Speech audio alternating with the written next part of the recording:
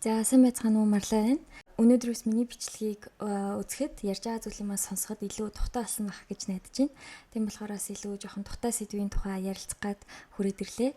Өнөөдөр юу вэ гэх юм бол ер нь унших процесс, унших үйл хүний бие махбод болоод сэтгэл зүйд ямар үр ашигтай байдаг тухай, сайн талуудын тухай ярих болно. За тэгээ ингэж ярихдаа хүмүүсийн амд амжаал ярьдаг зүгээр юм энгийн ярьдаг зүйлсийг биш, илүү юм шинжлэх ухаанд суурилсан олон улсад хийгдсэн судалгаа, за тэгээ баталгаатай их сурвалжуудын бичсэн нийтлэл зэргийг ингээд харьцуулж үзэж байгаад за тэгээд уншихуйн гайхамшиг буюу уншихуйн одоо сайн талуудын тухай өнөөдөр дурдах болно.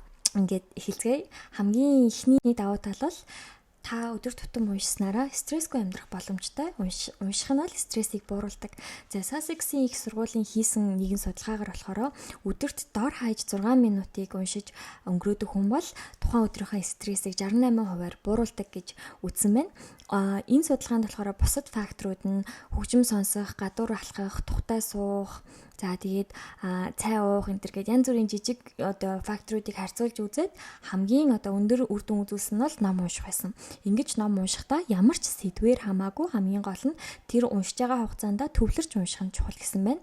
Яагаад төвлөрч унших нь чухал вэ гэх юм бол хүнийг уншиж байгаа үед болохоор өөрөө тарих маань тухайн зүйлийн үг өгүүлбэр дээр төвлөрөөд цаашаага ургуулсан бодож ингэж ургуулсан бодсноор одоо танд байгаа тэр стресс бодол буюу энэ түгшил тэгээ таагүй бодлоодаас салгаж одоо стрессийг бууруулдаг үр нөлөө үзүүлдэг байх нэ. За хоёрдугаарт гэх юм бол уншсанараа хүний эрүүл мэндэд маш их тустай. За ийм үг байдаг штэ. Нэг алин мэдхээр эмчийг өдөрт нэг алин мэдэх нь эмчийг таны юу лээ мартчихлаа. Өдөрт нэг алин хүний амьдралаас эмчийг хол байлгадаг гэдэг тийм үг байдаг шүү дээ. За тэгвэл 7 хоногт нэг ном унших юм бол таны амьдралын чанар уртсдаг байх нэ. За тэгэхээр одоо энэ surprising гинтийн одоо ном унших давуу тал нь болохоор таны амьдралын чанарыг уртсгадаг буюу таны насыг уртсгадаг байх нэ. За Social Science and Medicine гэдэг нийгмийн шинжилгээ ухаан болон анагаах ухааны сэтгүүлд нийтлэгдсэн 2016 оны судалгаанд болохоор хамрагдсан хүмүүс өдөрт дор хаяж 30 минутыг уншиж өнгөрөөдөг хүмүүс бол нийт оролцогчдын дундаас бол 2 жилээр илүү удаан наслах магадлал нь өндөр байсан.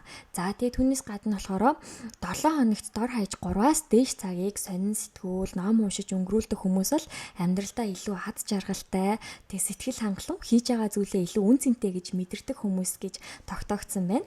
Тэгэхээр ном нь болохоор үүнээс гадна бага зэргийн болоод ер нь ингээд сэтгэл зүйн гэмтэл, сэтгэл гутралын үед үр дүнтэй гэж нотлогдсон байдаг. Хэдийгээр ном унших нь бол эмч, сэтгэл зүйчийг орлож чадахгүй ч гэсэндээ тухайн үедээ унших эсвэл уншсан байх нь өөрөө энэ сэтгэл зүйн гэмтлийг давж гарахад айгүй үр дүнтэй байдаг юм байна. За тэгээ үүнтэй холбоотойгоор Их Британий Reading Well гэдэг байгууллагаас эмч эмнэлгийн мэрэгчлэтнүүдээр батлагдсан, нотлохоонд суурилсан эрүүл мэнд болоод сайн сайхан байдлыг дэмждэг номын жагсаалт гэж гаргасан байдаг. Үүнийг болохоор сэтгэл зүйн эмчилгээ, сэтгэл готролд орсон хүмүүст уншихыг зөвлөдөг тийм номуудын жагсаалт гэж байдаг юм байна. Дараагийн нэг давуу тал гэх юм бол уншсанараа та Альцгеймер болон зүнэгрэх өвчнөд тэмцэж түүнээс урьдчилан сэргийлэхэд тустай. За хөвшрөхийн хэрээр, нас ахихын хэрээр ер нь бол ингээд зүнэгрэх Альцгеймерийн өвчнгийн эрсдэл байнга нэмэгдэж байдаг. Тэгээд энэ бол бас их ой санамжаа алдах аюултай өвчин байдаг. Тэгэхээр үнээс сэргийлэхийн тулд уншижсэнаар, унших үйлийг хийжсэнээр таны тархинд зориулагдж байгаа энэ бол нэг төрлийн тасгал гэсэн. Тэгснээрээ та оюун ухаанаа идэвхтэй байлгаад хожим насндаа бол тархины эрүүл мэнд чинь хамгаалагдаж өвчин тусгаас урьдчилан сэргийлдэг гэж үздэг.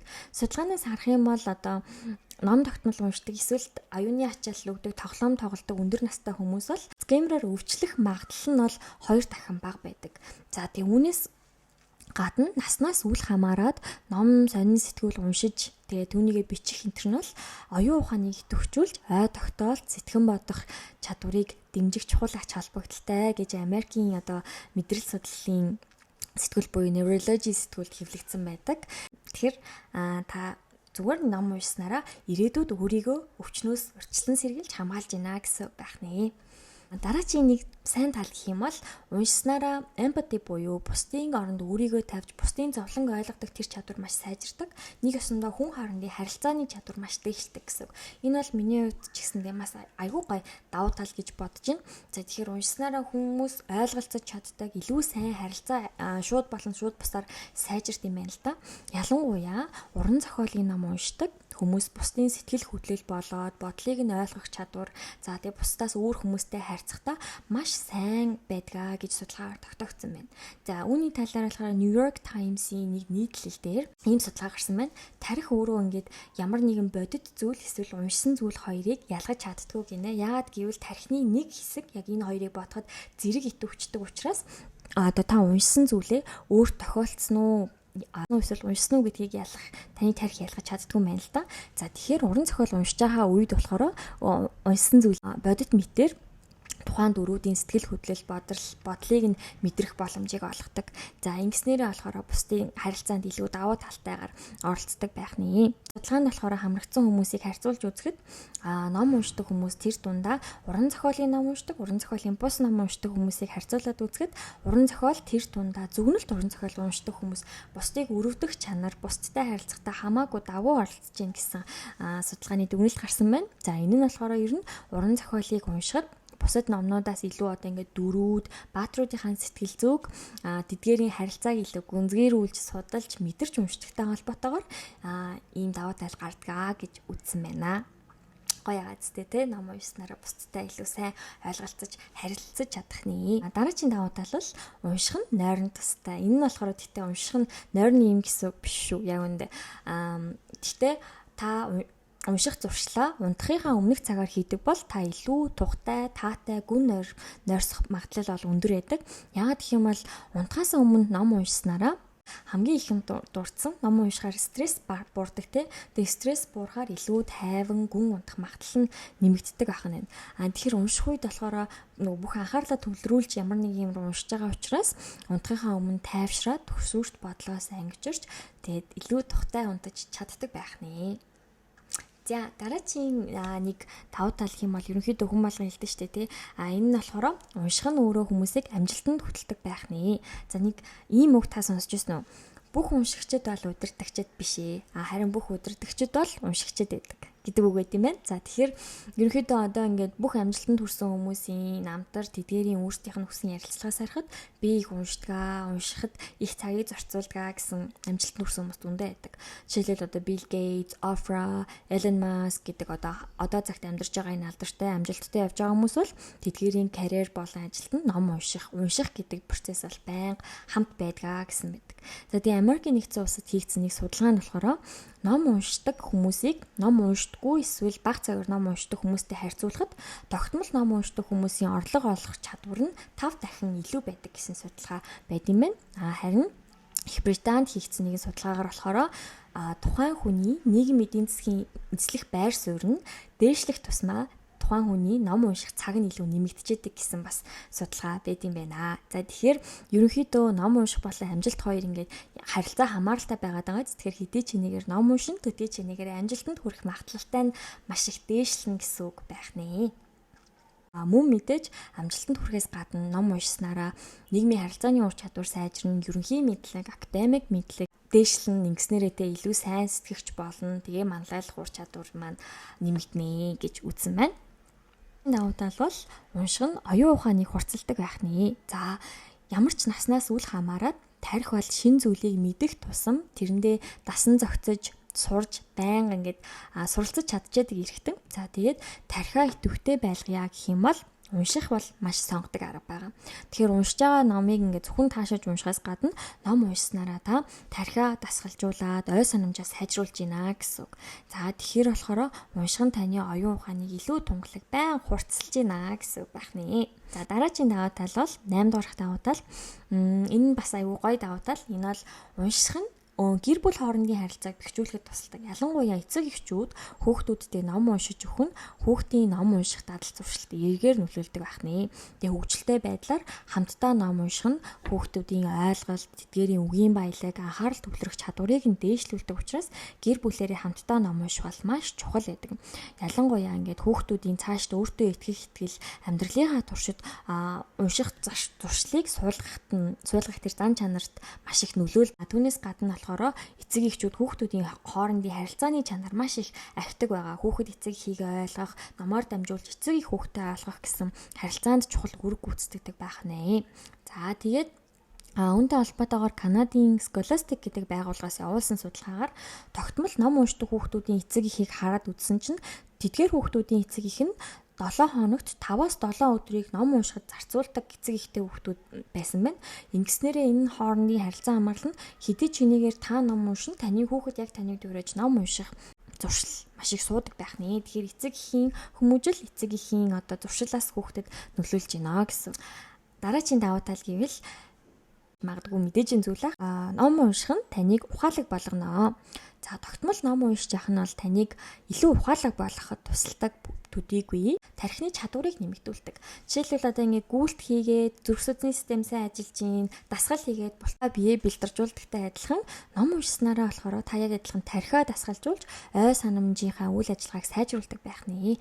Тэгэхээр насаас хүмүүс бол ингээд нас ахих тусам ой тогтоол, тархины үйл ажиллагаа анхаарал төвлөрөлт ингээд буурах явцтай байдаг ч гэсэндээ энэ үйл явцыг удаашруулах сонгодог арга гэх юм бол унших.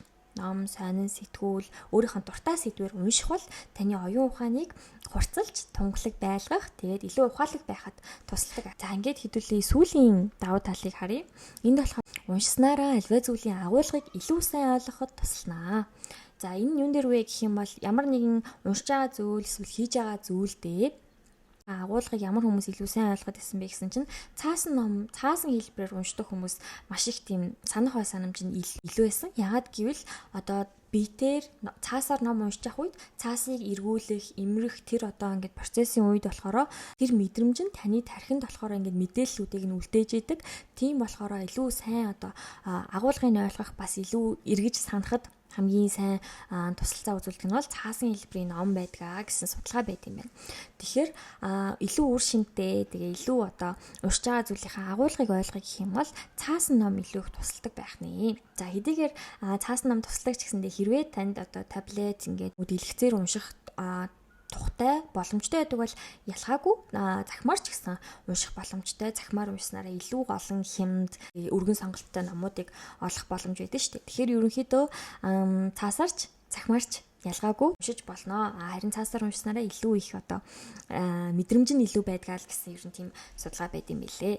За ингээд өнөөдөр би уншихын үр шимийн тухай, уншихын давуу тал сайн чанаруудын тухай 10 листийг гаргалаа. Тэгээд та бүхэн мэдээж энэ тухай мэддэг сонсч байсан баг. Гэхдээ илүү баттгаад нэг удаа ингээд ярихыг хүсээд тэгээд ярьлаа. Сүүлд нь хэм бол ер нь ном унших туршил, ном унших энэ дадал бол бичиг үсэг тайлгцсан хүн болгон хийж болох. Тэгээд хүн болгонд хүртээмжтэй хамгийн affordable буюу бас тийм ч үнэтэй биш. Тэгээд ингээд гол нь бас ингээд ийм олон давуу талтай. Тэрнээс гадна маш олон мэдлэг өгдөг. Таны оюуны цар хүрээгт хилдэг ийм гайхалтай дадал зуршил гэдэгтээ маргах хүн байхгүй байх гэж бодож байна. За тэгээд унших дадал зуршлыг үүсгэж байгаа хүмүүст ингээд баг зэргийн зөвлөгөө өгөх юм бол хамгийн эхлээд ингээд уншиж чадахгүй тэгсэн ирнэ уншиг гэсэн зорилго, уншиг гэсэн тийм хүсэл байгаа бол эхлээд та зорилго тавих хэрэгтэй. Би ямар сэдвийн, ямар хүрээний чмаар байгаа юм, ямар үр дүнд хүрмээр байгаа юм гэдэг зорилгоо тодорхойлоод түүнийхээ дараа би ямар хугацаагаар уншвал надад ингээд тохиромжтой вэ? Хамгийн гол нь тэр чинь бодиттой ах хэрэгтэй. Би ингээд сард 10 ном уншин ч юм уу, тэгээ сард 30 ном уншин гэдэг бол бодиттой зорилго биш.